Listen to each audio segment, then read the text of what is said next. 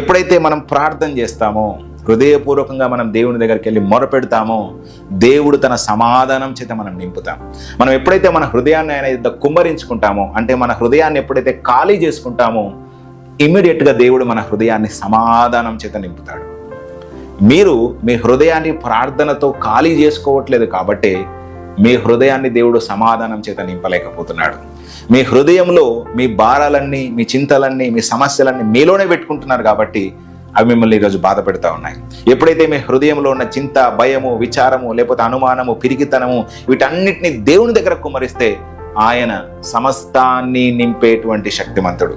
ఆ సమస్తాన్ని కూడా సమాధానం చేత నింపే శక్తిమంతుడు. కాబట్టి ఈరోజు ప్రతి అసంపూర్ణత, ప్రతి అసమాధానము, అదేవిధంగా ప్రతి పిరికితనము, ప్రతి భయము, ప్రతి అపనమ్మిక అంతటినీ తీసివేసి దేవుడు సర్వశక్తి కలిగిన మహోన్నతమైనటువంటి సమాధానం చేత మీ హృదయములను తెప్పరిల్లింపజేస్తాడు.